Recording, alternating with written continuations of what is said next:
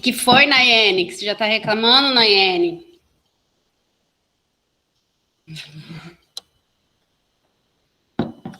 Já é a última aula, depois já temos prova. Glória a Deus. Muito bom, né?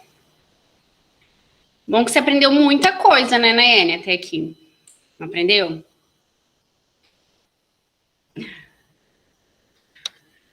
Vamos lá, gente. Deixa eu abrir aqui para mim a provinha de vocês. Para a gente fazer a nossa revisão. Penal 2. Muita coisa a gente viu nesse segundo bimestre. Muita mesmo. Deixa eu pegar minha caneta aqui. Estou anotando com vocês. Vamos lá, anotem aí. A nossa prova vai ter o valor de 5, certo? Sendo 5 questões abertas, assim como o bimestre anterior. Principais matérias que vai cair na prova, todas. Todas as matérias que a gente viu durante o bimestre, mas vamos lá. Vou ser mais específica. Vamos ver quem está querendo entrar aqui. William.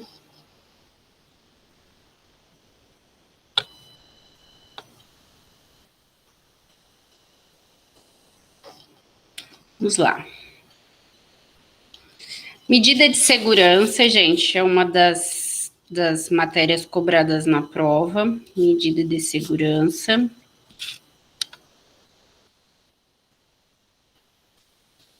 Efeitos da condenação.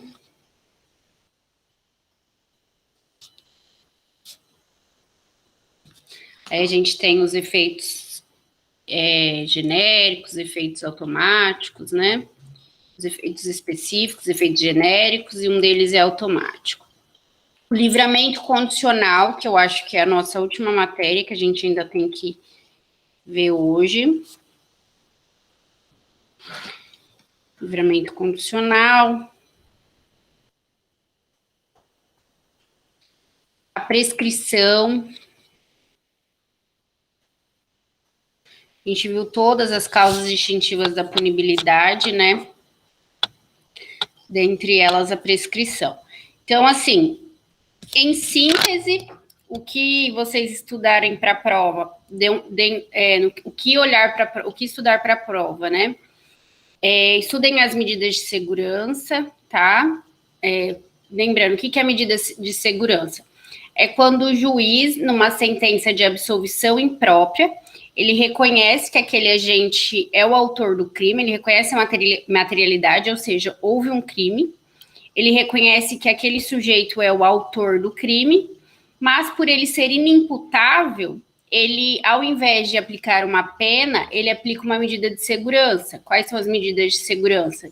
De internamento, né, ou tratamento ambulatorial. Então, já a gente vai ver lá. Os efeitos da condenação, artigo 91 e 92 do Código Penal. Temos os efeitos genéricos e os efeitos específicos. Quais deles são automáticos, quais não são? Beleza? Prescrição. Quando inicia a prescrição, quando interrompe, quais são os tipos de prescrição. E depois o livramento condicional, que a gente vai ver hoje. Então, eu vou começar pelo livramento condicional, tá?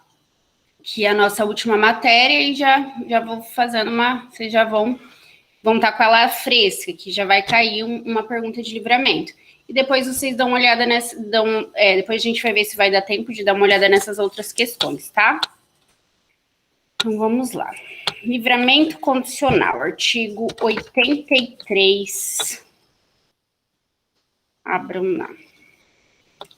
Deixa eu abrir aqui com vocês também.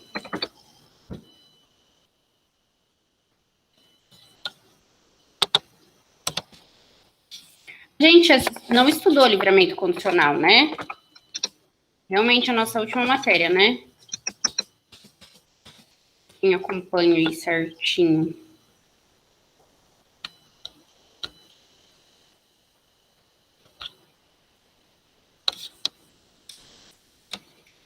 Lá no artigo 83 do Código Penal.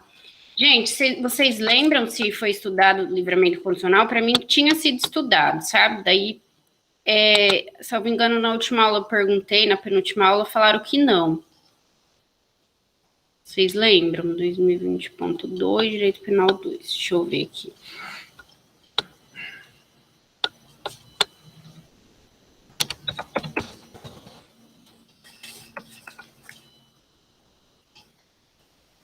Acho que não, né? Não estudamos. Faltou o livramento. Não estudamos. Beleza. Então, vamos ver o livramento condicional. Vou compartilhar a minha tela aqui com vocês, tá?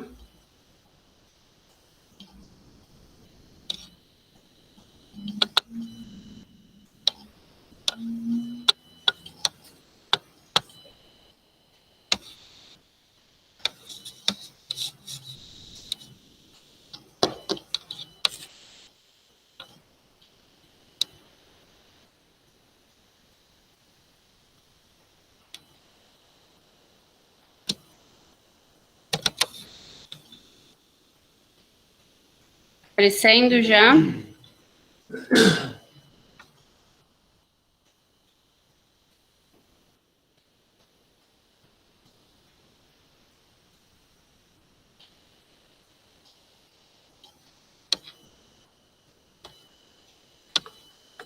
Vamos lá, gente. Artigo 83 do Código Penal ele traz os requisitos do livramento condicional. O que é o livramento condicional, primeiramente? É um benefício que permite ao condenado, que já foi condenado já está cumprindo pena privativa de liberdade, né? Ele já foi condenado, já vem cumprindo pena, mas permite que ele saia dessa prisão, né, deixe de cumprir essa pena antecipadamente e mediante condições, certo? Por isso que se diz que é uma liberdade antecipada, porque é antes do fim do cumprimento da pena, é condicional, porque ele ainda tem umas condições para cumprir, e é precária, por quê? Porque se ele deixar de cumprir essa condição, ele volta à prisão, certo? A pena privativa de liberdade. Volta a cumprir a pena privativa de liberdade. Para quem compete conceder ou não essa liberdade provisória? Ao juízo da execução. Depois que houve a pena, certo? A gente tem o processo, tem a sentença, beleza. Esse processo aqui, ele forma um processo de execução, certo? Tem um termo lá e vai para o juízo da execução. Então, quem vai conceder ou negar um livramento condicional é o juízo da execução. Como advogado, a gente pode fazer o pedido de livramento condicional, certo? E também o juiz, verificados os requisitos, ele vai aí conceder esse benefício. Durante o período de prova, o indivíduo beneficiado pelo livramento condicional é denominado pela Lei de Execução Penal como egresso. Então, se vocês algum dia aí se depararem com esse termo, egresso, é justamente aquele que está em livramento condicional, né? A LEP chama esse condenado de egresso. Quais são os requisitos do livramento condicional? Artigo 83 do Código Penal. Gente, vamos lá. O juiz poderá conceder o livramento ao condenado a pena privativa de liberdade igual ou superior a 2 anos. Então, primeiro requisito é que a pena seja privativa de liberdade. Então, a gente não tem livramento condicional para aquele sujeito que é condenado a pena restritiva de direitos ou que é condenado a pena de multa. Não, somente ao sujeito condenado a pena privativa de liberdade, tá? E qual pena privativa de liberdade? Superior, igual ou superior a 2 anos, tá? Igual ou inferior a 2 anos, não tem esse benefício, né? Até porque é uma pena relativamente baixa, ele já vai cumprir, já vai sair. Mas igual ou superior a 2 anos, ele vai ter esse benefício, ele vai ter a possibilidade de se beneficiar pelo livramento condicional. Tá bom? Quais são os demais requisitos? Ele tem que cumprir um tempo mínimo da pena privativa de liberdade para então ele ter esse livramento condicional. Vejamos lá. Inciso 1. cumprido mais de 1/3 da pena se o condenado não for reincidente em crime doloso e tiver bons antecedentes. Então, ele não pode ser reincidente em crime doloso e deve ter bons antecedentes. Então, esse é o nosso segundo requisito aqui, ó. Terceiro, cumprimento da pena privativa de liberdade, né? Cumprimento mínimo. Aí, 3.A. Condenado não reincidente em crime doloso e com bons antecedentes, beleza? Joia. Para esse daqui, gente, ele tem que cumprir mais de 1/3 da pena. Então, imagine lá que Mévio foi condenado à pena de 3 anos, certo? Ele foi condenado à pena de 3 anos. Mévio não é reincidente, tem bons antecedentes. Qual vai ser quando o Mévio terá o benefício da liberdade provisória, do livramento condicional, desculpa. Não é crime hediondo, é crime comum, ele foi condenado a pena de 3 anos, ele não é reincidente crime doloso e ostenta bom comportamento, bons antecedentes. Qual será? 1/3, certo? Depois que cumprir 1/3.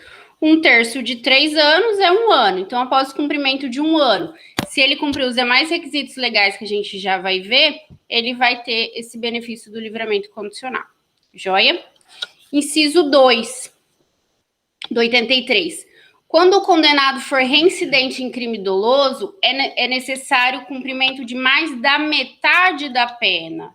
Então, imagine que o mesmo Mévio, que foi condenado pelos mesmos 3 anos por crime não hediondo, ele é reincidente em crime doloso. Ele vai ter o direito ao benefício do livramento condicional? Vai. Só que ele vai ter que cumprir mais da metade da pena. Então, se ele foi condenado a 3 anos, ele vai ter que cumprir mais de 1 ano e meio. Como eu sou boa em matemática. Né? Mais de 1 ano e meio. Beleza. Depois, gente, a gente tem os demais requisitos aqui. Deixa eu fechar a prova de vocês antes que eu abra ela aqui e mostre para vocês, né? Eu já fiz isso uma vez no slide. Aí. Depois, lá no artigo 83, no inciso 3, é uma redação nova, tá? Redação dada pela Lei 13.964 de 2019, né? Veio aí com o pacote anticrime, essa alteração do artigo 83. Então, tem aí a redação do inciso 3. Diz o seguinte: comprovado bom comportamento durante a execução da pena, não cometimento da falta grave nos últimos 12 meses, bom desempenho no trabalho que lhe é atribuído, que lhe foi atribuído, e aptidão para prover a própria subsistência. Então, esses 3 aqui, esses 4 incisos, 4 alíneas, né? Ela veio aí com um pacote anticrime. Vou colocar aqui no material de vocês.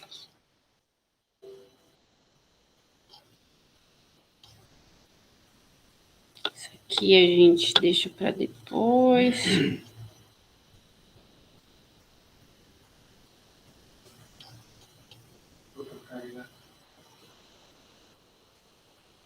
Então, esses aqui são os novos requisitos subjetivos, ó.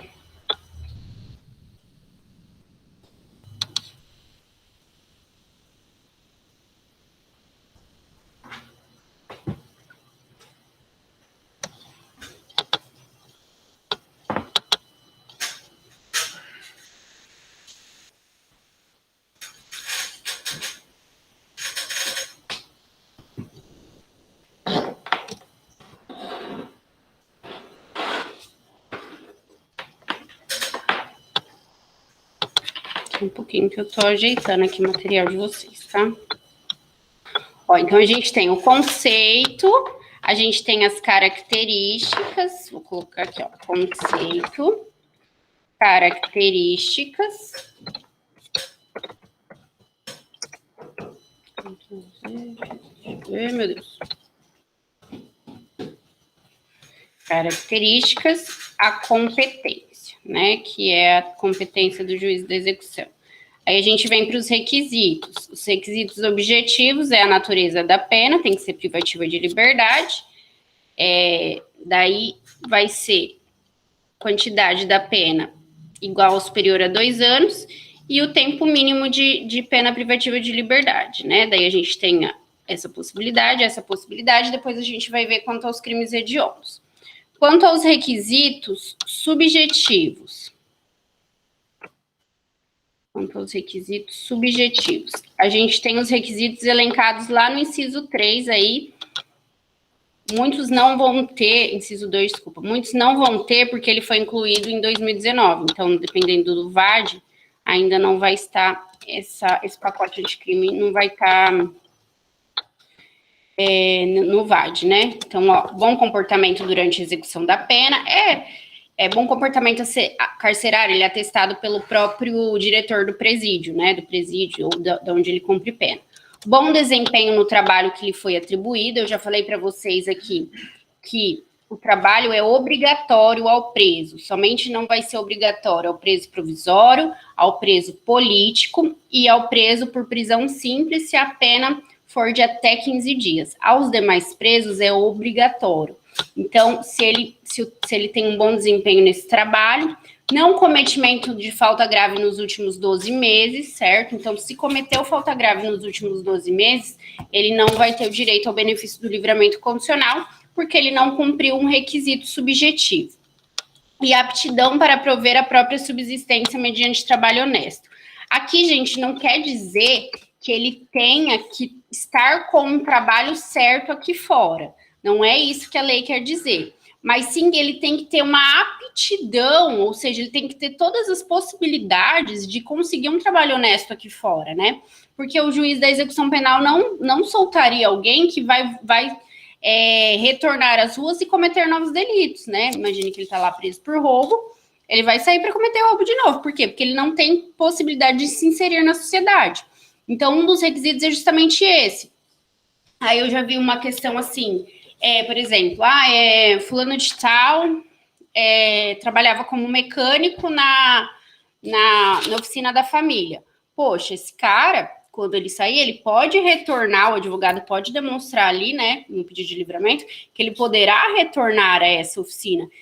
Então, assim, no caso concreto, o juiz é muito subjetivo, tanto que é um requisito subjetivo, mas o juiz vai analisar isso aí, se ele tem condições de voltar, de se reinserir aí, né, e na sociedade e conseguir um trabalho honesto. Mas não necessariamente, aliás, não é requisito que ele já tenha o trabalho correto, certo, né? Já esteja empregado, já tenha aí um contrato de trabalho certo, tá bom? Então, aqui eu explico o bom comportamento carcerário, o bom desempenho no trabalho, né? A aptidão para prover a própria subsistência.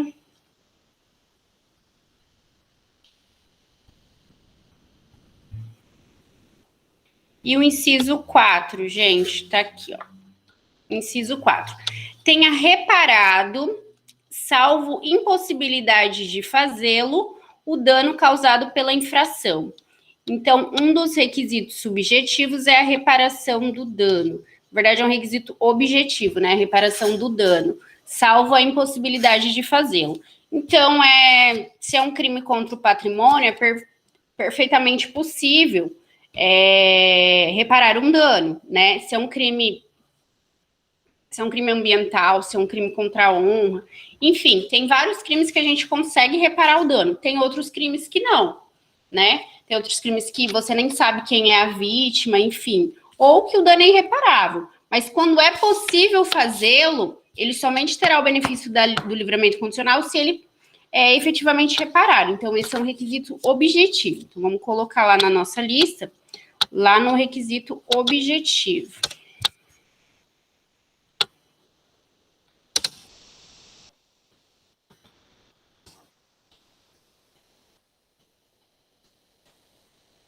Oh, meu Deus.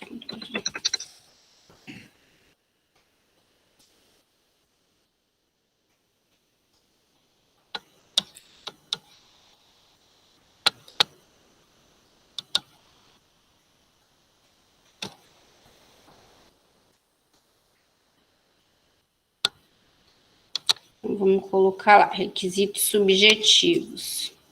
Objetivos, 3. 1, 2, 3, 4. Esse aqui não é o 4, tá? Beleza. Os requisitos subjetivos, A, B, C, D. Aqui eu explico quais são os A, qual é o A, qual que é o B e qual que é o C. Beleza. Continuando lá no artigo 83. Vem falar agora dos crimes hediondos. Opa. Inciso 5. Cumpridos mais de 2/3 da pena nos casos de condenação por crime hediondo, prática de tortura, tráfico ou terrorismo, se o apenado não for reincidente específicos em crimes dessa natureza. Parágrafo único. Para o condenado por crime doloso, cometido com violência ou grave ameaça à pessoa, a concessão do livramento ficará subordinado a constatações de condições pessoais que façam presumir que o liberado não voltará a delinquir.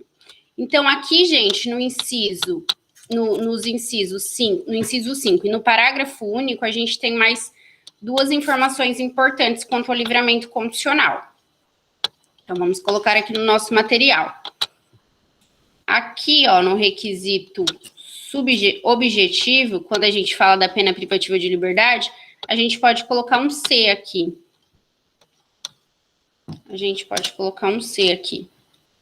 Ai, tem um mosquito aqui incomodado, peraí.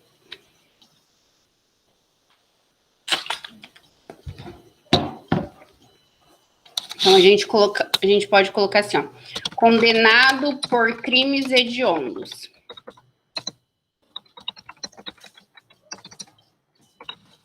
Dois pontos.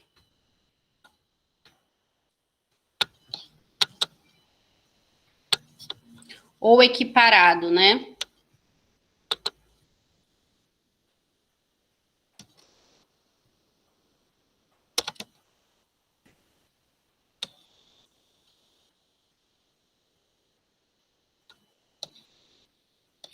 Então, aqui, ó, condenado por crimes hediondos ou equiparados.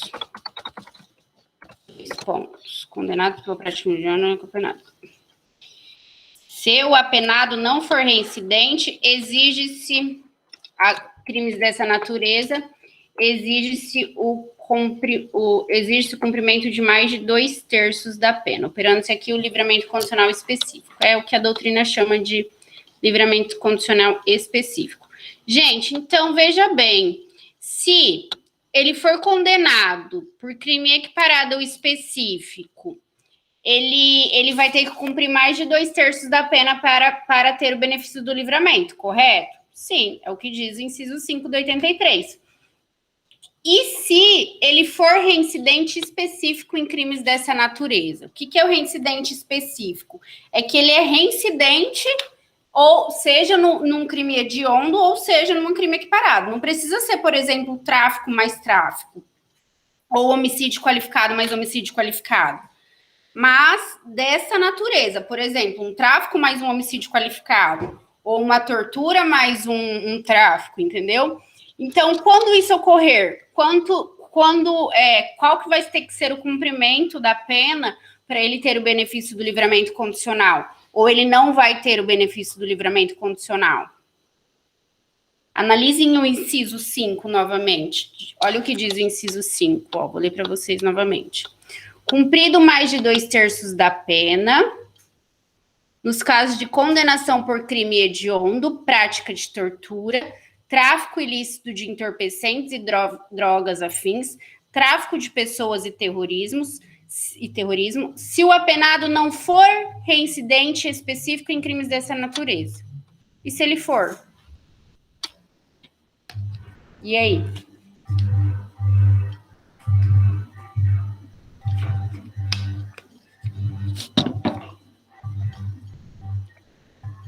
William César, exame criminológico. Eu não vi que horas que você falou. O que é exame criminológico? E aí, gente, me ajudem. Nayene, se ele for reincidente específico?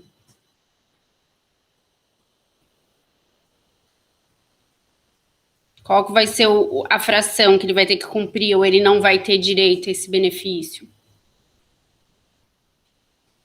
William, o que você acha? Acredito que não terá, o Fernando disse. Exatamente, Fernando, você está correto. Então, a gente tem que analisar o inciso 5, contrário senso. Se ele fala assim, que ele vai ter que cumprir 2/3, mais de 2/3, caso a condenação por crime hediondo, tá. Se o apenado não for reincidente específico nos crimes dessa natureza. Então, se ele for reincidente específico nos crimes dessa natureza, ele sequer vai ter o benefício do livramento condicional. Entenderam? Então, aquele que foi condenado por um crime hediondo ou específico, desculpa, hediondo ou equiparado. Aí ele vem e é condenado de novo por um crime hediondo ou equiparado. Aqui, ele não vai ter, ele vai estar cumprindo pena, ele não vai ter o benefício do livramento condicional, porque ele é reincidente específico em crime hediondo ou equiparado hediondo. Entenderam? Joia. Beleza, então vamos ver, vamos voltar ao nosso material. Ana Paula, sim, joia. Tá. Parágrafo único. Para o condenado por crime doloso, nananana. Isso, é o chamado exame criminológico. Uma das maneiras, é a maneira aí de constatar, né, as condições pessoais, que ele está apto a retornar à vida social, que ele não vai voltar a cometer um delito de violência ou grave ameaça. Justamente, isso mesmo, William. Entendi agora. Vamos lá, gente. Então, a gente volta lá nos requisitos subjetivos. Terminamos. Isso aqui a gente já viu. Procedimento. Qual é o procedimento para o livramento condicional? Primeiramente, eu já falei que a competência do juízo da execução penal, certo? A decisão que denegar ou conceder um livramento condicional, o recurso cabível vai ser o agravo à execução. Vocês vão ver lá na frente que na execução penal, a maioria dessas decisões justamente cabem agravo à execução, né? É o recurso cabível contra as decisões na esfera da execução penal. Depois a gente tem a revisão criminal também e tudo mais, mas a gente tem o agravo aí como principal. Artigo 712 do CPP diz: o livramento condicional poderá ser concedido mediante requerimento do sentenciado, de seu cônjuge ou de parente em linha reta ou proposta pelo diretor de estabelecimento penal ou por iniciativa do Conselho Penitenciário. Então, o próprio sentenciado pode requerer, seu cônjuge ou parente em linha reta. Beleza. Ou, gente, o próprio diretor do estabelecimento previdenciário ou o Conselho Penitenciário, eles analisando ali, né, a situação daquele preso e ver que ele tem a possibilidade, tem os requisitos preenchidos do artigo 83 e tem o benefício e tem a possibilidade do benefício, né, do livramento, ele pode requerer também, tá? Considerando que o próprio preso tem direito de petição, depreende-se que o pedido de livramento pode ser feito por ele próprio, não se exigindo advogado. Tá, perfeito. Pode. Já que a lei não traz sentido contrário, a gente entende que pode. Mas a maioria das vezes é feito por advogado constituído, né? Necessidade de oitiva do Ministério Público, tá? Notificação do defensor para que se manifeste. Então, imagine que o Conselho Penitenciário que requereu e ele tem advogado nos autos, ou ele tem um defensor público nos autos, enfim. Então, a necessidade da oitiva desse defensor também. Uma vez concedido o livramento condicional, será expedida uma carta de livramento, tá? Uma carta de livramento. Então, ao invés de você pedir o alvará de soltura, você pede a carta de livramento. Daí, essa carta de livramento, que é como... após a sentença, né, o juiz concede esse livramento e dá essa carta de livramento, tá? É esse o nome do documento. Aí, gente, faz a audiência de monitória. O que é audiência de monitória? é a audiência em que o juiz vai constar, né, vai falar para o egresso as condições que ele vai ter que cumprir, certo? Ó, eu estou te dando o livramento condicional, estou deferindo o livramento condicional, mas você vai ter que cumprir essa e essa condição. Então, o momento que o juiz faz isso é chamado de na audiência de monitório, beleza? Tem a presença do juiz, do Ministério Público, do defensor, do egresso, e é neste momento que o juiz vai passar as condições para o egresso, né? E quais são essas condições, gente? Essas condições estão lá no artigo 132 da LEP. Para quem não sabe, LEP é Lei de Execução Penal, tá? Lei de Execução Penal. Salvo engano, é 7.210. Deixa eu pegar aqui, Lei 7.210 de 84. Deixa eu ver. Isso mesmo, Lei 7.210 de 84. É a Lei de Execução Penal. Essa lei que vai trazer aí os requisitos, o agravo e tudo mais aí referente à execução da pena, né? Depois que já foi condenado, começa a execução penal e essa lei vai trazer ali o procedimento, competência e tudo mais. Beleza, deixa eu ver o que eu pus na prova do livramento. Só para lembrar.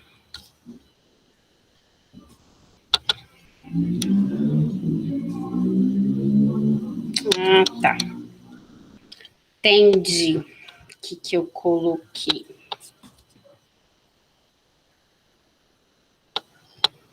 Vou voltar aqui no nosso material. Beleza, gente. Quais são as condições do livramento? As condições do livramento estão no artigo 132 da LEP, que é a Lei 7.210 de... Vamos colocar aqui, Lei 7.210 de 1984, tá? Diz o seguinte: serão sempre impostas ao liberado condicional as obrigações seguintes. Então, aqui, gente, sempre serão impostas essas obrigações. Então, são as obrigatórias, né? Obter ocupação lícita dentro de prazo razoável, se for apto para o trabalho.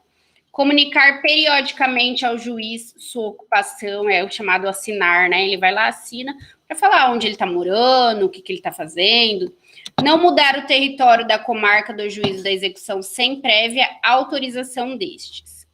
Poderão ainda ser impostas as condições ser impostas ao liberado condicional, entre outras obrigações, as seguintes. Então, aqui a gente está diante das condições judiciais ou facultativas. Então, a juízo do juiz, né, ele vai aplicar essa condição ou não, quais sejam. Não mudar de residência sem... Não mudar de residência sem comunicação ao juiz e à autoridade incumbida da observação cautelar e da proteção. Recolher-se à habitação em hora fixada e não frequentar determinados lugares. Geralmente o juiz coloca assim, não frequentar bares, boates, casas de jogos, casas de prostituição ou ambientes congêneres, enfim. Aqui, gente, veja a distinção aqui. Aqui ele não pode mudar de comarca, que é de residência, tá? Então, mesmo que dentro da comarca, tem juiz que fala, ó, se mudar de residência, tem que comunicar. Beleza. A doutrina ainda traz, gente, as chamadas condições legais indiretas, que correspondem às causas de revogação obrigatória ou facultativa do livramento condicional.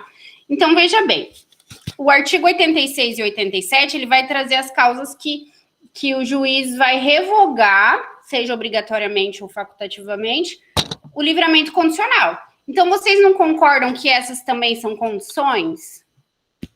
Se eu descumprir, eu vou ter revogado, então são condições, né? Por isso que a doutrina chama de condições indiretas. Mas a gente pode colocar aqui, então, que as causas de revogação do livramento condicional estão lá no artigo 86 e 87, tá? São chamadas pela doutrina, melhor explicado, de condições legais indiretas. Joia. Quais são, gente? No inciso 6... no inciso 6 não, desculpa. Deixa eu só ver um negócio aqui.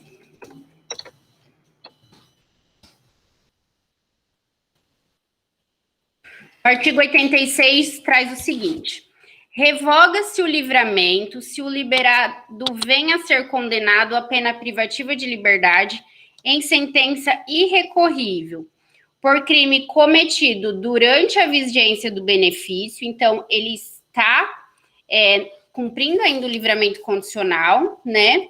E durante essa vigência desse cumprimento do benefício, durante a vigência do benefício ou durante o cumprimento, ele comete um crime e é condenado por sentença irrecorrível. Inciso 2, por crime anterior observado disposto no artigo 84. O que fala o artigo 84? Que as penas que correspondem a infrações diversas devem somar-se para efeito do livramento. Então, veja bem, imagina que ele está cumprindo o livramento e ele foi condenado por sentença irrecorrível por crime anterior. Aí, somando as duas penas, aí vai para execução penal, daí tem a unificação da pena. Quando faz a unificação da pena, dá uma pena superior a 2 anos. Então, ele não vai, aliás, somando a pena, dá uma pena superior àquela que ele teria o benefício, certo? Ele não cumpriu 1/3, por exemplo, enfim. Então, ele vai ter que retornar à cadeia, à prisão, para voltar a cumprir a pena. Ele perde o benefício do livramento condicional diante da nova somatória de pena, né? Considerando a nova pena, faz a unificação da pena e ele não vai ter esse benefício, porque ele não vai ter cumprido o requisito objetivo. Então, essas duas aqui, são chamadas de revogação obrigatória, tá? A do artigo 86 são as revogações do livramento condicional obrigatória. Do artigo 87, diz assim, o juiz poderá revogar o livramento. Então, são as revogações facultativas. Deixa eu abrir aqui o material de vocês. Eu coloquei aqui, né, ó, revogação facultativa e revogação, vou até preencher aqui, ó, obrigatória do livramento. Joia? Então, quais são as causas de revogação facultativa? Se o liberado deixar de cumprir qualquer das obrigações constantes da sentença ou for irrecorrivelmente condenado por crime ou contravenção, a pena que não seja privativa de liberdade. Então, ele foi condenado aí por multa ou por pena restritiva de direitos. Beleza. Entender até aqui? Causa de revogação, requisitos subjetivos, requisitos objetivos, competência. Alguma dúvida? Quando é cabível? Ele tem que ser condenado à pena privativa de liberdade superior... Até então, não. Há dúvida, né? Tá. Superior a 2 anos, ok. Aí ele vai ter que cumprir aqueles requisitos. Bom comportamento carcerário, nananana. Tá. Além disso, ele vai ter que cumprir determinada quantidade de pena. Qual que é determinada quantidade de pena? Se ele for primário, 1/3. Se ele for reincidente crime doloso, metade. Cadê? Tá aqui, ó. Reincidente crime doloso, metade. Reincidente em crime hediondo, 2/3. Reincidente Não, desculpa. Se ele for condenado por crime hediondo, 2/3. Reincidente específico em crime hediondo, não faz jus ao livramento condicional. Beleza? A última observação, as condições estão no 132 da LEP, a gente colocou aqui, tem as condições obrigatórias, que sempre o juiz vai impor, e as facultativas, que o juiz pode impor ou não, e tem também a causa de revogação obrigatória, o artigo 86, aconteceu, obrigatoriamente o juiz vai ter que revogar, e do artigo 87, que o juiz pode ou não revogar. Por último, a execução. No curso do período de prova, além do acompanhamento do liberado e fiscalização pelo juízo da execução, sujeita-se à observação cautelar e proteção realizada por serviço social penitenciário, patronato ou conselho da comunidade. Então, quem executa essa livramento condicional, ou seja, quem tem esse controle de que ele está cumprindo os requisitos? É o Conselho da Comunidade, o patronato ou o Serviço Social Penitenciário? Depende da comarca. Aqui em Paraíso do Norte mesmo, a gente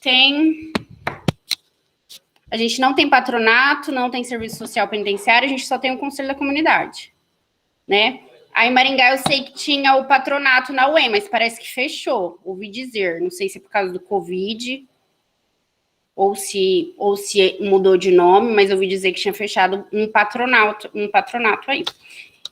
Tá. E qual que é o período de prova? Tipo assim, eu tenho 3 anos. 1/3 eu sou primária, em 1/3, ou seja, depois de 1 ano presa, eu vou para livramento condicional. E qual que vai ser o meu período de prova?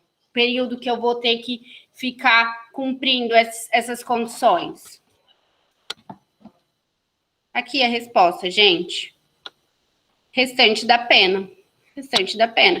Se me faltam 2 anos, eu vou ter que cumprir essas condições por 2 anos. Se me faltam 3 anos, eu vou ter que cumprir essas condições por 3 anos. Entenderam? Quanto ao livramento condicional, é só isso. Só isso. E lembrando que aqui, quem prestou atenção na aula e quem aprendeu tudo isso aqui já matou uma questão da prova. Joia? Então, tá bom. Então, vamos para a revisão.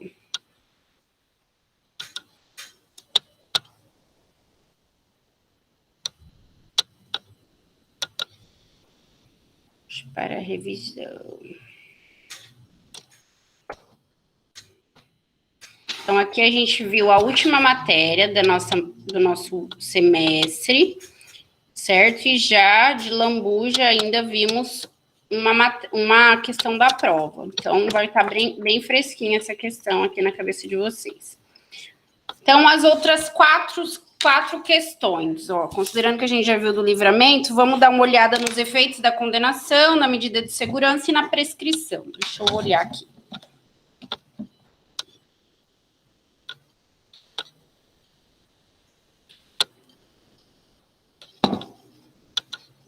Gente, abram lá o artigo 91 e 92 do Código Penal, que vai trazer os efeitos da condenação. Lendo esse artigo, a gente já consegue matar a questão, ó. São efeitos da condenação. Esse artigo 91, ele traz os efeitos genéricos e os efeitos específicos, né? São efeitos da condenação. Tornar certa a obrigação de indenizar o dano causado pelo crime, a perda em favor da União, ressalvado o direito de lesado ou de terceiro de boa-fé, os instrumentos do crime, nananana, tá. Não precisa ver novamente. Aí depois o 92. São também efeitos da condenação. Perda de cargo, função pública ou mandado eletivo. Quando, aí tem a linha A e a linha B, né? Quando que vai acontecer isso? 2, a incapacidade para o exercício do poder familiar, de tutela, curatela, nos crimes dolosos sujeitos às penas de reclusão cometidos contra outrem igualmente titular do mesmo poder familiar, ou contra filho, filha ou outro descendente, ou contra tutelado ou curatelado. 3, inabilitação de dirigir veículo quando utilizado como meio para a prática do crime doloso. Parágrafo único. Os efeitos de que trata este artigo não são automáticos, devendo ser motivadamente declarados na sentença.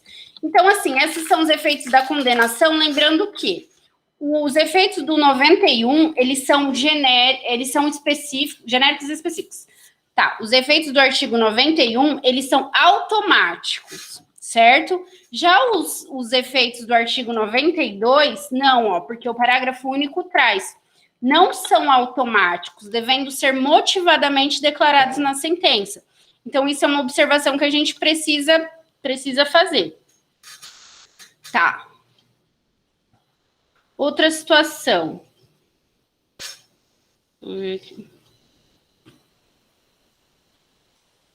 Outra situação.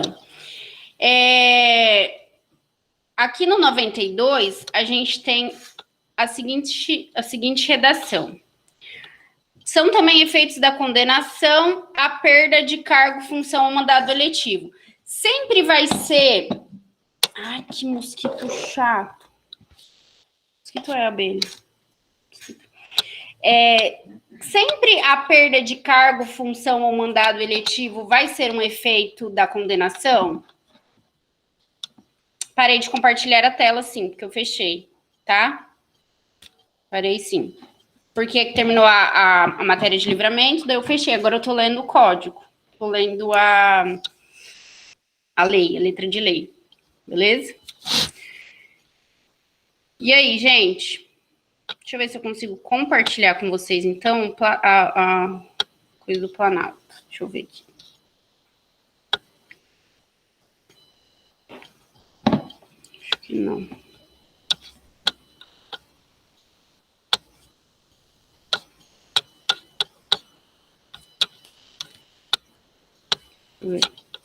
Peraí. Consigo aí, ó. Vou compartilhar então para vocês que está aberto aqui para mim, que é o site do Planalto, lá no nosso Código Penal.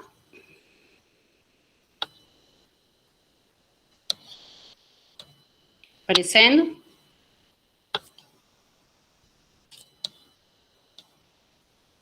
Está?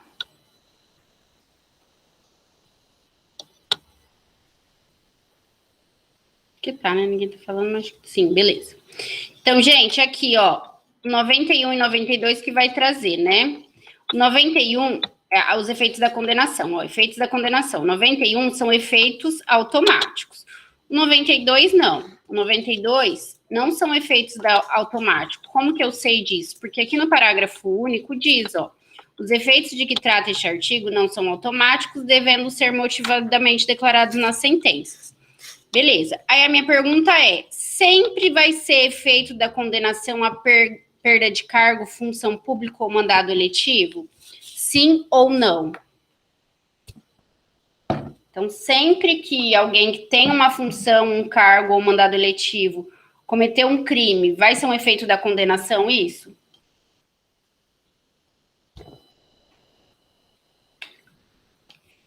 Nayane, depende. Depende do quê? Quais são os requisitos para que seja aplicável isso? Do tipo de crime, perfeito. Aqui, na verdade, do tipo de pena, né? Aqui, ó, somente vai ser isso mesmo.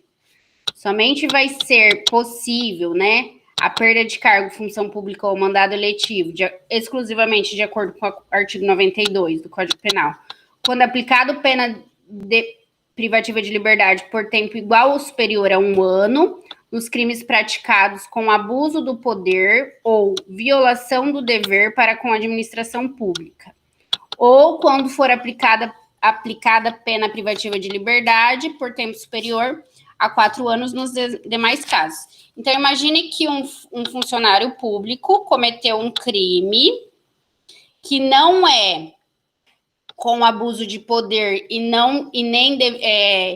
nem dever para com a administração pública, e a pena dele foi de 3 anos. E daí? É efeito da condenação? Não, né? Não é. Crime comum, vamos chamar assim, a pena tem que ser superior a 4 anos. Agora, crimes praticados com abuso de poder ou violação do dever contra a administração é por tempo igual ou superior a 1 ano, tá bom? Efeitos da condenação, William? Sim, os efeitos da condenação, eles acontecem com trânsito em julgado, né?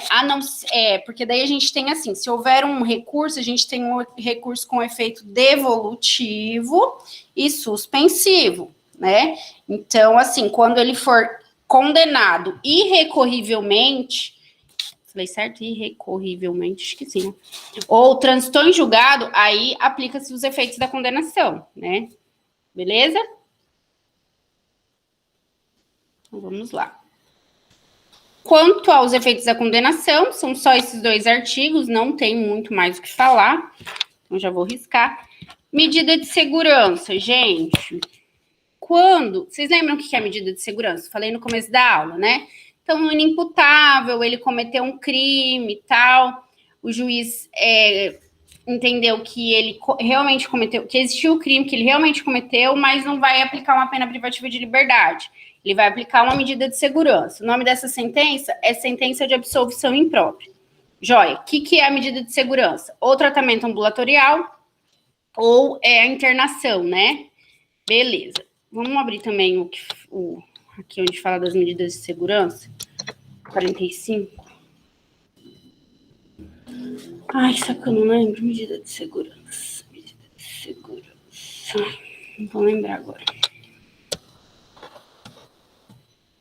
96, gente, as medidas de segurança. Internação em hospital de custódia, tratamento psiquiátrico ou na falta em outro estabelecimento adequado. Então, é o antigo manicômio judicial, né? Desde 84 a gente tem um novo nome, né? Manicômio é muito feio. 2, sujeito a tratamento ambulatorial. Parágrafo único. Extinta a punibilidade, não se impõe medida de segurança, nem subsiste a que tenha sido imposta. Tá. Qual que é o prazo da medida de segurança? A gente tem aqui. Lembra que eu ainda falei assim, ó, a medida de segurança ela vai terminar quando cessar a periculosidade, né, do agente. Tá. O que mais que eu preciso saber da medida de segurança? Sempre vai estar fazendo perícia médica para ver se cessou essa periculosidade. Tem a desinternação ou liberação condicional. Isso aqui é importante, ó. No parágrafo 3º do 97. A desinternação ou a liberação será sempre condicional, devendo ser reestabelecida a anterior se o agente, antes do decurso de 1 ano, pratica fato indicativo de persistência de sua periculosidade. Então, veja bem, a medida de segurança, ela não tem um prazo fixado em lei, tá? Na aula eu ainda falei que era um tanto quanto polêmico, porque a medida de segurança acabava sendo uma pena perpétua, tinha gente que morria, né, nos manicômios, porque nunca estava bem o suficiente para sair. Mas a doutrina hoje já tem entendido que deve durar no máximo a quantidade da pena correspondente, da pena privativa de liberdade correspondente. Beleza. Aí, aqui no 91, a gente tem... 91 não, 97.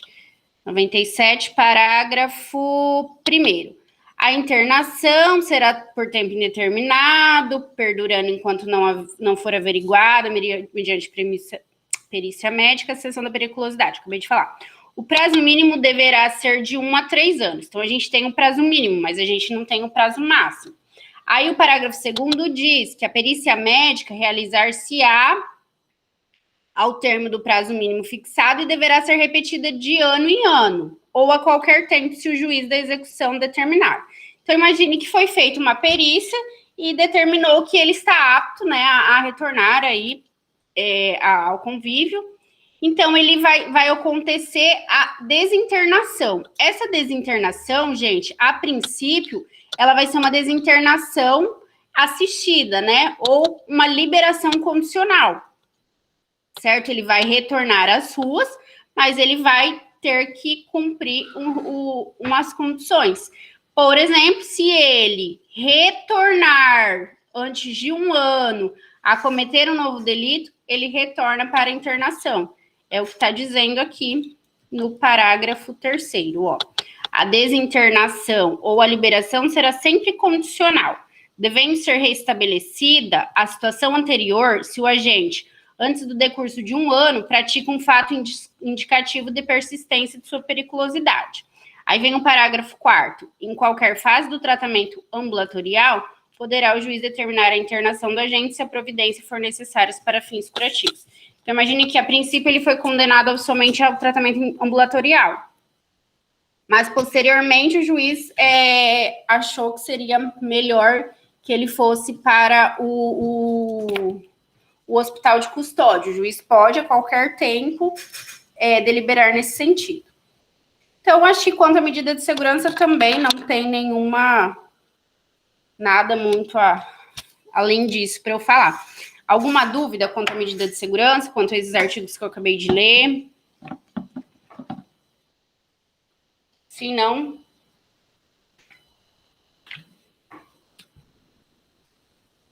Jóia.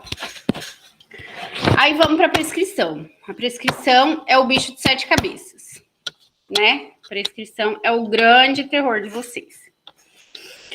Mas não deveria ser. Por quê? Porque, ó, a gente vai lá para o 109 do Código Penal. A gente vai lá, a gente tem a quantidade de prescrição. Então, veja bem, ó, o crime foi de furto. Enquanto não tem uma pena concreta, a gente utiliza a pena máxima. Depois que já tem uma pena concreta, a gente utiliza a pena concreta. Então, furto é de 1 a 4 anos. Já falei para vocês que eu não gravo. Pena. Ctrl F, 155, vamos ver. 1 a 4 anos. Joia. Primeira vez que eu acerto, eu acho. Não, eu já gravei que homicídio simples é de 6 a 20. Então, gente, vamos lá. O furto é de 1 a 4 anos. Se eu ainda não tenho uma sentença, para eu ir analisando a prescrição, eu vou ter que ir analisando com base nos 4 anos, que é a pena máxima. Se eu já tenho uma sentença, eu vou analisar com base na minha pena concreta.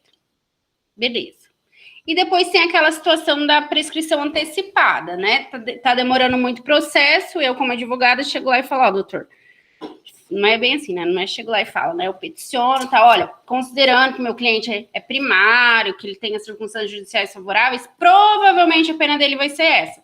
Se a pena dele for essa, já aconteceu a prescrição aqui intercorrente. Então, a gente tem aí esses tipos de prescrição. Deixa eu abrir a aula de prescrição aqui.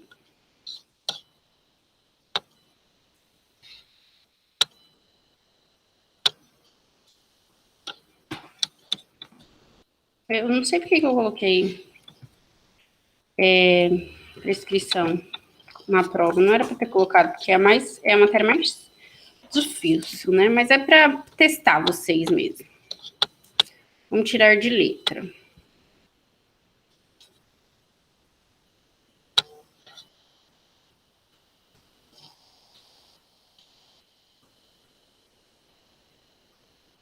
Aí que eu vou compartilhar aqui a prescrição com vocês. Tá. Daí a gente tem aqui no 109, ó.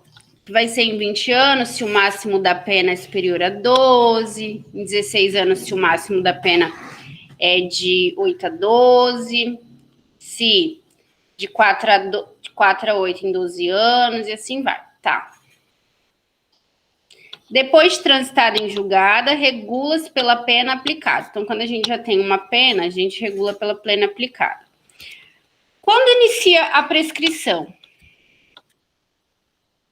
A gente começa aí pela data do fato, depois a gente tem as causas interruptivas, né?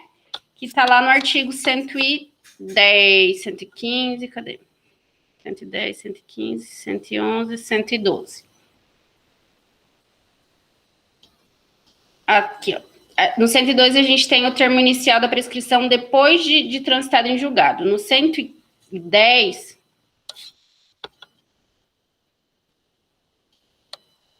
Onde que fala que a prescrição nunca acontecerá antes da data do fato? Peraí que eu tô procurando o artigo aqui.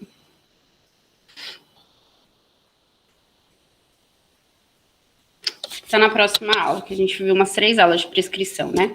Mas, enfim, a gente inicia pela data do fato, daí a gente tem os prazos interruptivos de prescrição, que estão lá no 113. Deixa eu pegar aqui. Não vai ser 113, acho que 116, 116, 117. 116. Antes de passar em julgado, a prescrição não corre enquanto não resolvida. Isso daqui são as suspensivas, né? Eu quero as interruptivas, lá do 117. Interrompe-se pelo recebimento da denúncia. Então, eu comecei lá, ó, o crime aconteceu em 2010. Quando recebeu a denúncia, interrompeu. Então, começa a contar de novo. Quando teve uma pronúncia, começa a contar de novo. Quando teve a decisão confirmatória da pronúncia, começa a contar de novo. Início ou continuação da pena, começa a contar de novo. E assim vai. Né? Daí a gente até fez um... Deixa eu ver se eu tô aqui com aquela folha que a gente fez. Tava com ela até esses dias aqui na mesa, pra lá e pra cá. Peraí que eu vou achar ela. Eu até utilizei ela outro dia, ficou tão didática aquela folha que outro dia eu fui fazer um caso. Fui analisar uma prescrição aqui e usei ela, peraí.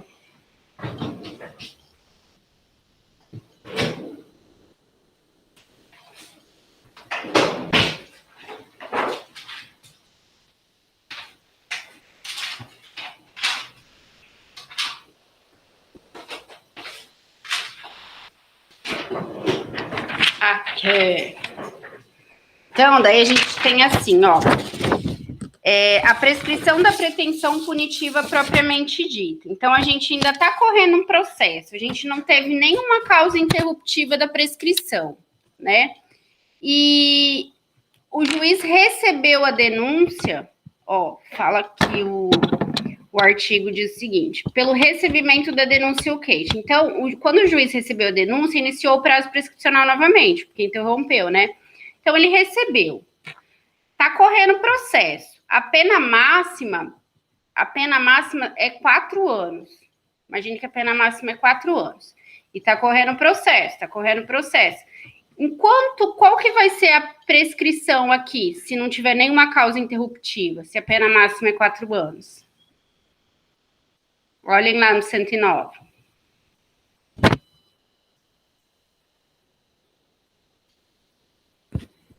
Olhem lá no 109, gente. Pena máxima não superior a 4 anos. Em quanto tempo vai prescrever?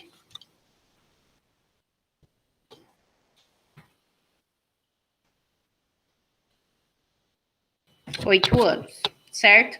Então, imagine que já tem 8 anos de processo e nada de sentença condenatória. Aqui a gente teve uma prescrição.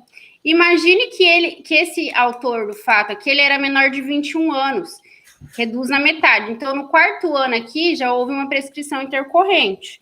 Depois a gente tem prescrição da pretensão punitiva antecipada, que foi aquilo que eu falei para vocês. Ó, juiz, a gente não teve uma sentença ainda, provavelmente a sentença dele vai ser tal e o processo ainda está correto.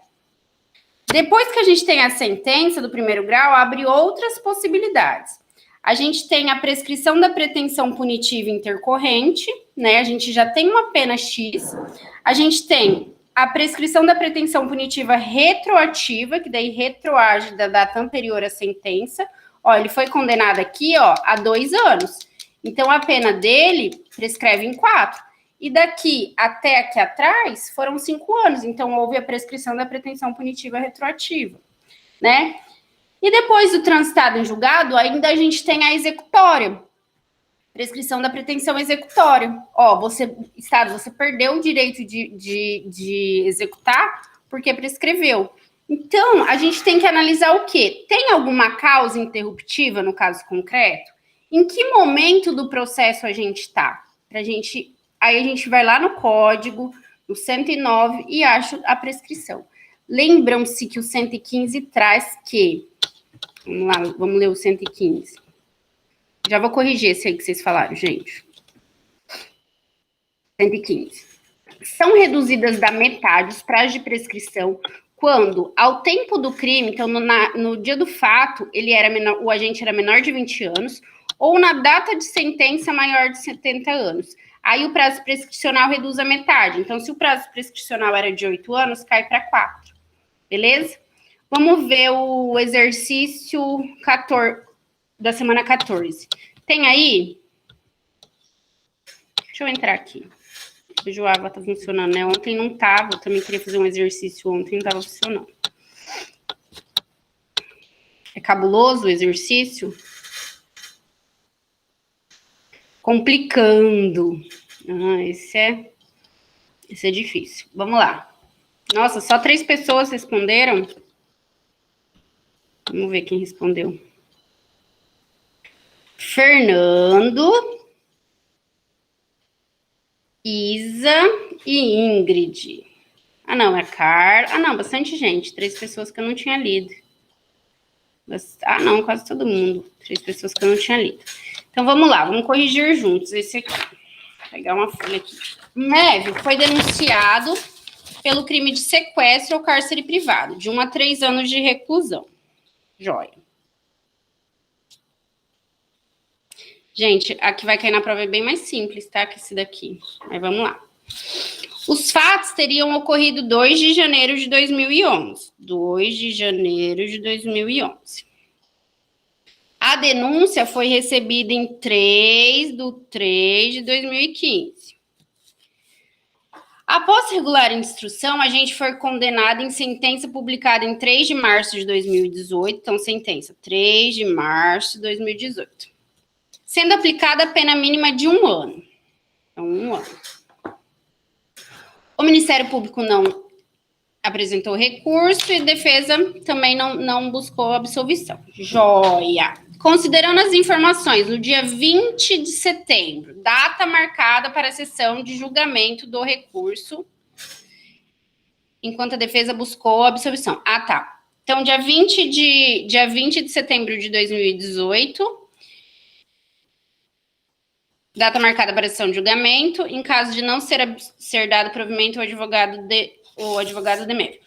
Então, vamos fazer uma linha do tempo aqui, vou fazer com vocês.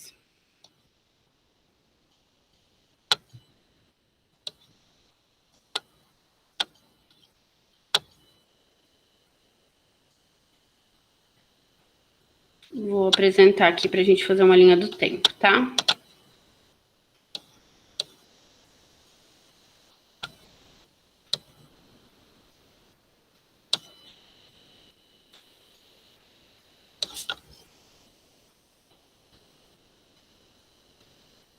Estão vendo? Não, agora eu vi que todo mundo respondeu, sim. Estão vendo minha tela? Ó, aqui a gente tem o fato em 2 de janeiro de 2011. Pergunta é bem filha da mãe mesmo. 2011. Depois a gente tem o recebimento da denúncia em 3/3/2015.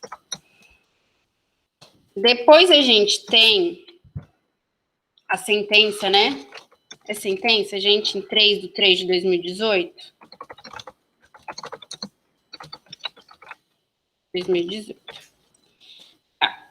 E depois a gente tá aqui, ó, dia 20 de setembro de 2018, é isso? Não tô aberta aqui, me ajudem.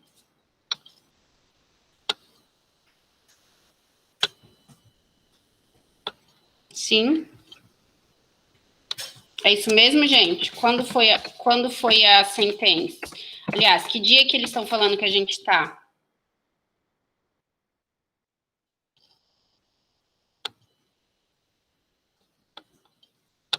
Não vou me ajudar, então vou ter que entrar lá. Peraí. Dia 20 de setembro de 2018. Tá. A pena era de 1 a 3 anos.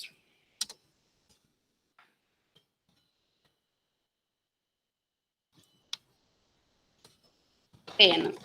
De 1 a 3 anos. A pena em abstrato. E a pena concreta foi de 1 ano. Fala alguma coisa que ele era menor de 21 anos, alguma coisa assim? Vamos lá olhar.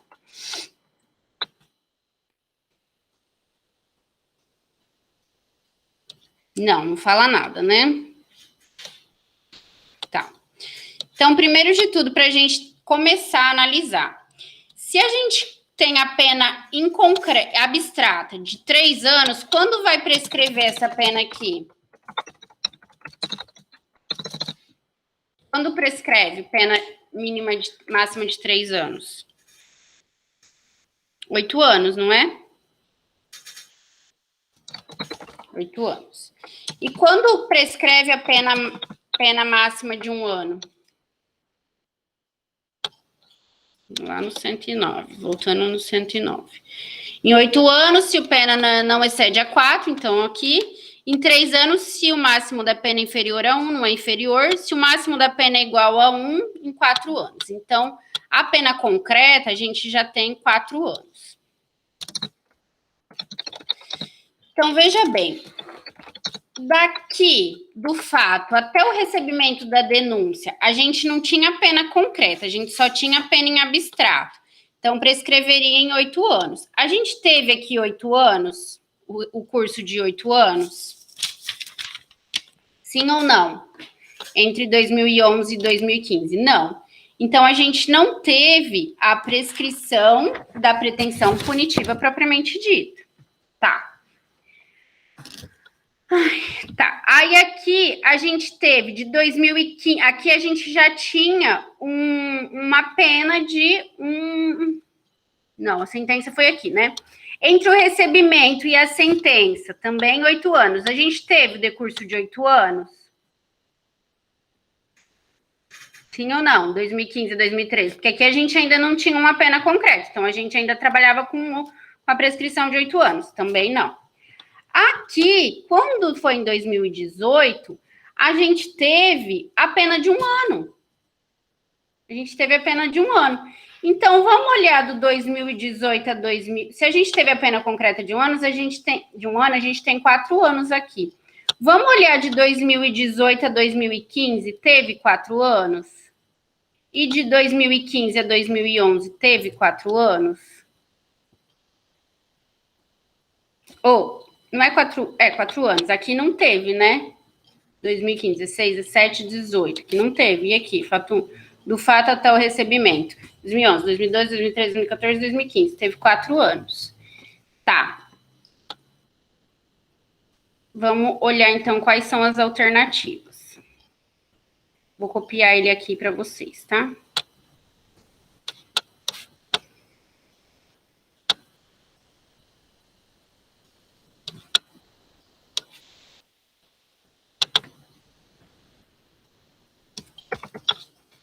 Espera aí que eu vou copiar ele para vocês.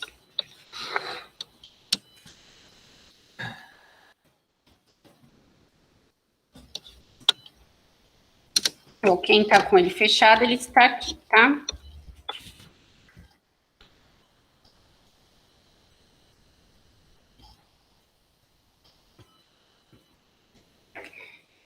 E daí, gente?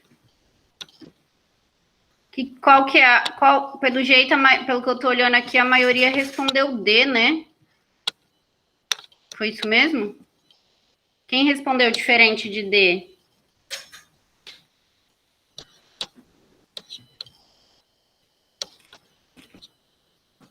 Marquei a D. Tá. Vamos olhar lá. Aparentemente, vocês acertaram. Aqui a gente não teve a prescrição, porque aqui ela regulava por 8 anos. Então, a gente já tira aqui a possibilidade da prescrição da pretensão punitiva propriamente dita, tá? Aqui, gente, a gente também só tinha 4 anos. Então, a gente tira a prescrição da pretensão punitiva retroativa. Aliás, aqui também, 4 anos, beleza. Aqui, gente, vamos olhar daqui para frente, ó. Quando a gente teve 1 ano aqui, a gente pode ter tido a prescrição retroativa ou a gente pode ter a intercorrente, certo? Não, a gente não teve o trânsito em julgado. Então, a gente está aqui na sentença de primeiro grau, ó. Se a gente olhar para trás, não teve 8 anos aqui. Então, vamos zerar aqui, que eu estava no marco errado. Sentença, a gente tem a sentença aqui.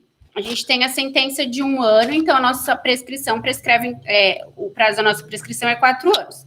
Se a gente olhar aqui para trás, não teve 4 anos, teve 3 anos. Então, não houve a prescrição da pretensão punitiva aqui, retroativa, certo?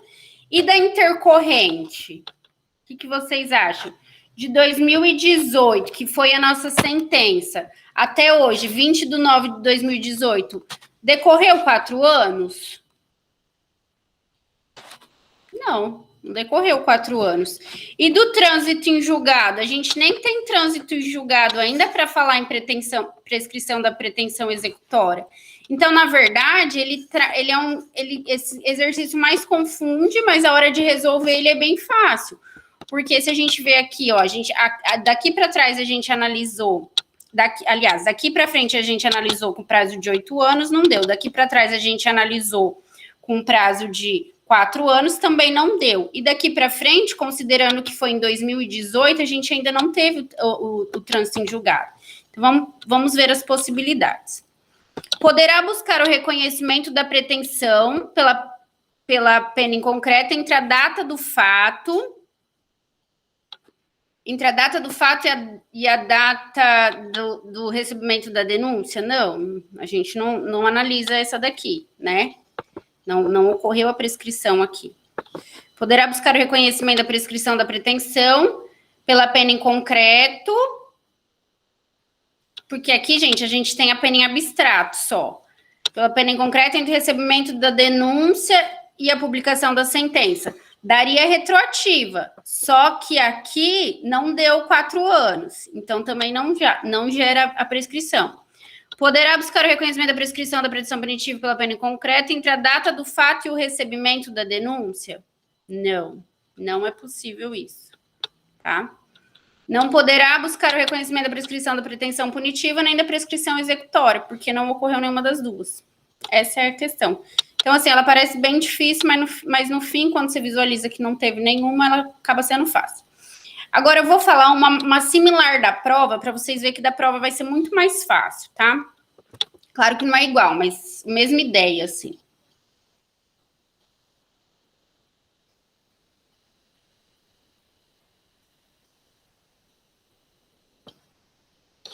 Ó, o que vocês devem observar no dia da prova? Primeiro, se o agente, na data do fato, contava com... se era maior de 21 anos, tá? Isso é uma observação que vocês devem fazer. Se na data da sentença, ele era maior de 70 anos. Façam essas duas observações. Por quê? Porque pode ser uma pegadinha, né? Se tiver uma dessas duas informações, o prazo prescricional de você vai cair pela metade, de vocês, de acordo com o artigo 115. Analisou isso? Beleza. Analisei isso. Teacher. Próximo. Vamos ver.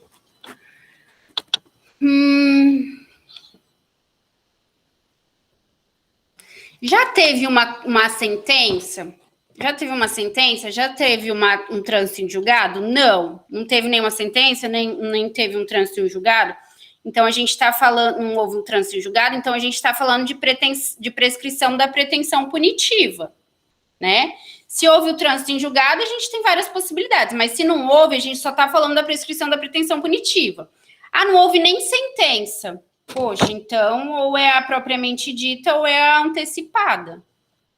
Aí a gente vai analisar os marcos, data do fato, data do recebimento da denúncia e que data que a gente teve hoje, ou quando vai dar aí uma possível prescrição. Lembrando, gente, que o que interrompe a prescrição não é o oferecimento da denúncia, mas sim o recebimento da denúncia, tá? Não é a data do oferecimento, que existem, primeiro o Ministério Público oferece, depois o juiz recebe. É a data do recebimento e não do oferecimento. A questão da prova tá bem facinha, tá? É de prescrição, é pra gente pensar, quebrar a cabeça, mas não acho que vai ter maiores dificuldades. Gente, então vimos o livramento condicional e vimos as 5 questões da prova, tá? Se vocês estudarem aí esses pontos que eu falei, medida de segurança, efeitos da condenação, livramento condicional e a prescrição. Será a nossa... Vocês matam aí a nossa prova, ok? Vou fazer chamada, se alguém tiver dúvida pode ficar na sala que a gente vê no final, tá bom? Quem não tiver dúvida pode ir saindo. Vou fazer a chamada aqui.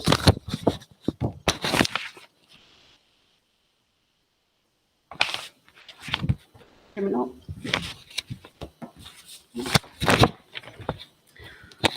Hoje é dia 24/11. Bruna. Joyce. Poliana. Boa noite, Nai. Obrigada a você. Sérgio. Imagina, Ana, obrigada a você. Sérgio. William Cardoso. William César. O César está aí, né? William César, cadê tu? Adriana. Ana Cláudia da Silva Souza. Ana Paula. Ângelo. Carla. Ellen. Fábio. Fernando. Valeu, Fernando. Aline. Henrique. Ingrid. Isabela.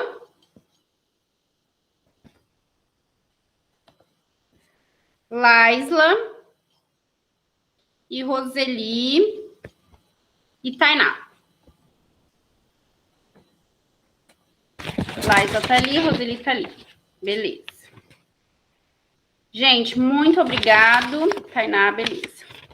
Marquei também. Alguma dúvida? Alguém ficou com alguma dúvida? Quer tirar agora? Sobre a matéria de hoje, sobre a revisão? Ou dúvida só na prova?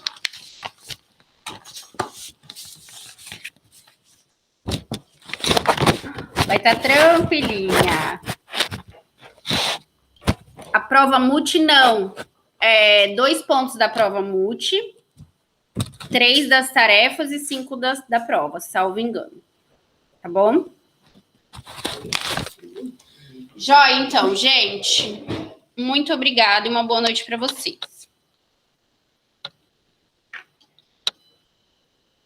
Até mais.